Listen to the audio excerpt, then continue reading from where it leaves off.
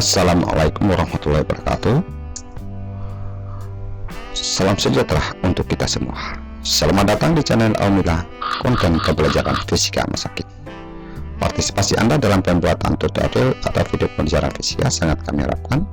Caranya cukup menonton video ini sampai tuntas agar tidak gagal paham. Pada kesempatan ini saya kembali hadir dalam materi soal-soal dan pembahasan momen gaya total yang dipengaruhi lebih dari satu gaya.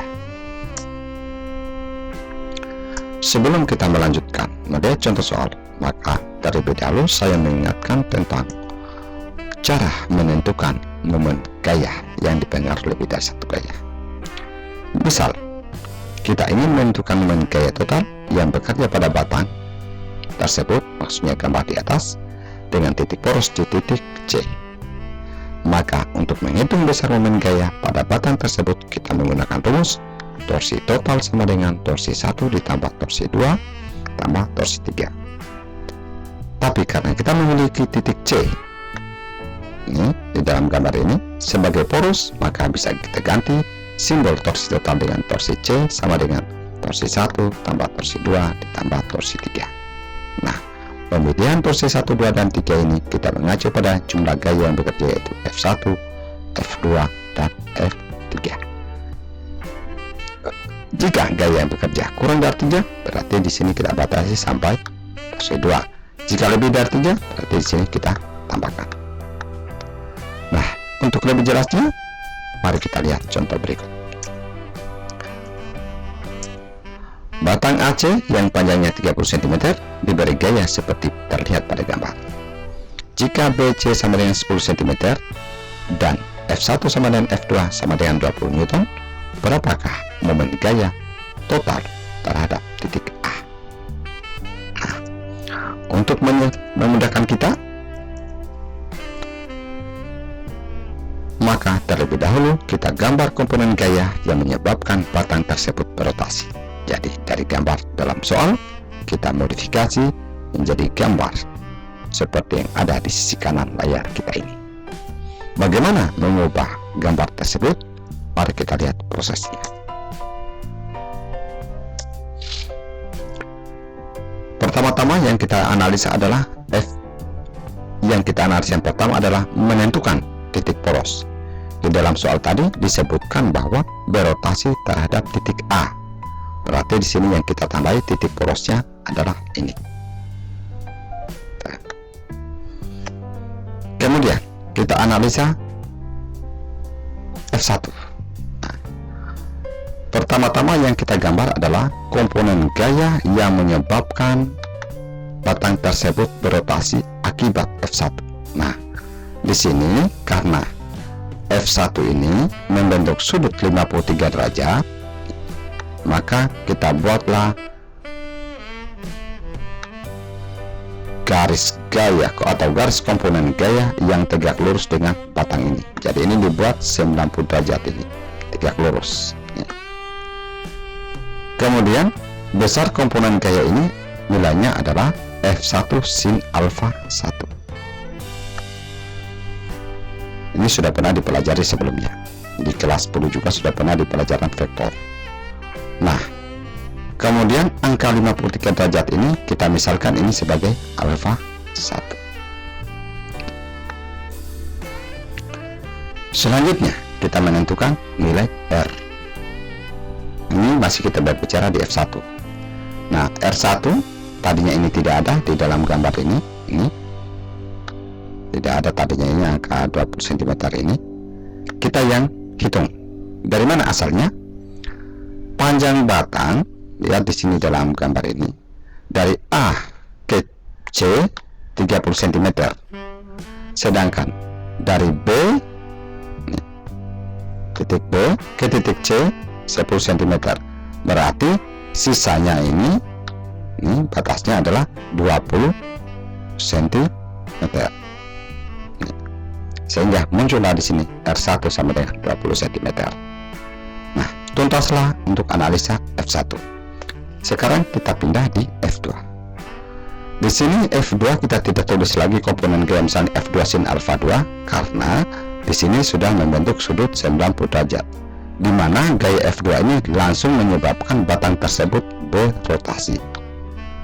Kalau F1, tidak seluruh gaya F1 ini dimanfaatkan untuk merotasikan batang, karena di sini masih ada komponen gaya dalam arah mendatar. Jadi kita cuma memilih arah vertikalnya ini F1 sin alfa 1, sedangkan F2 ini langsung tidak pakai lagi sin dia karena sudah 90 derajat. Nah, di sini yang kita tentukan hanya R2. Angka 30 cm ini karena panjang batang dari titik A nih, sesuai pada gambar nih, gambar yang pertama ini 30, maka asalnya ini 30 cm. Sekarang tuntaslah sudah analisa gambar kita. Kita lanjut. Setelah itu kita tulis besaran-besaran yang disebutkan dalam soal, dimana diketahui F1 sama dengan 20 Newton, F2 sama dengan 20 Newton. Ini semua berasal dari soal. R2 30 cm dimodifikasi dalam 0,3 meter. Ini R1 20 cm sama dengan 0,2 meter, kita sudah tentukan tadi. Ini kemudian alfa 1 dengan bentukan derajat, ini penyesuaiannya dalam gambar. Ditanyakan torsi total terhadap titik A. Jadi sini bisa kita tambahkan torsi A sama dengan titik-titik. Nah, langkah berikutnya adalah menyelesaikannya. Rumus umum, torsi total sama dengan torsi 1 tambah torsi 2. Nah, torsi total kita sudah pernah sebutkan tadi, karena di sini memilih A sebagai titik poros, bisa diganti dengan torsi A sama dengan R1 F1 sin alfa 1. Jadi dasarnya itu torsi, kalau rumus sebelumnya itu torsi sama dengan R F. Nah, jadi R1 ini asalnya dari sini, F1 sin alfa 1 nih, kurang R2 F2. R2 asalnya ini, F2 asalnya ini. Nah, yang jadi pertanyaan, ini muncul tanda negatif. Nah, sesuai perjanjian sebelumnya bahwa aturan tanda positif dan negatifnya momen gaya itu kesepakatannya adalah jika gaya tersebut menyebabkan batang berputar searah jarum jam, berarti dia kalau searah itu jarum jam itu putarnya kira-kira begitu. Nah, putar kanan lah istilahnya, maka dia nilainya negatif. Makanya di sini muncullah negatif. Jika dia berputar berlawanan dengan arah jarum jam, kira-kira gitu, maka momen gaya bernilai positif. Nah, kalau kita melihat gambar ini, GF1 ini, kita ibaratkan batang ini dipaku di titik A ini, kemudian kita tarik ini GF2, menyebabkan batang berputar gitu, atau searah jarum jam, maka dia bernilai negatif, sehingga muncullah di sini tanda negatif. Sedangkan F1 tetap positif di sini. Di sini tetap positif, karena kalau ini gaya ini ditarik menyebabkan batang berputar melawan arah jarum jam atau putar kiri istilahnya. Oke, kita lanjut. Diingat baik-baik tadi perjanjian tanda. 0,3 asalnya R1 di soal tadi, R20 asal dari yang di dalam soal tadi 20 Newton ini.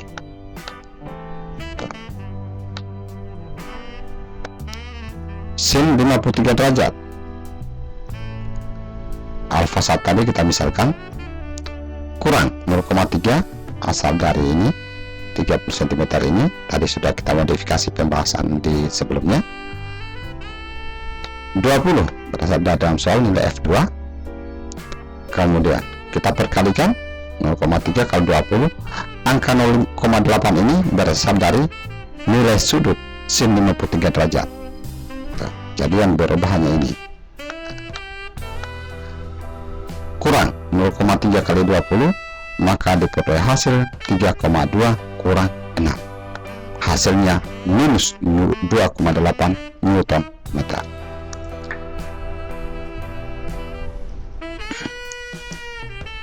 Jadi besar momen G total terhadap titik A sebesar 2,8 Newton, dan batang tersebut berputar searah putaran jarum jam.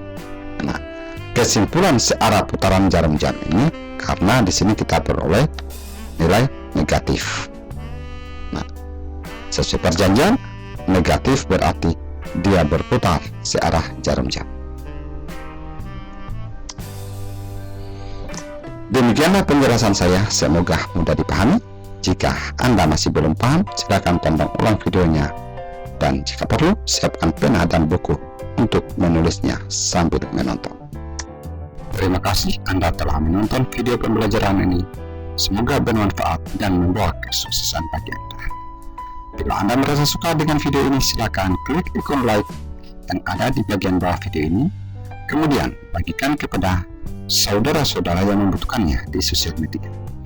Bagi yang belum subscribe, silakan klik ikon subscribe dan ikon lonceng notifikasi agar Anda menjadi orang pertama yang memperoleh informasi ketika saya mengupload video berikutnya. Sampai jumpa, salam sukses untuk kita semua.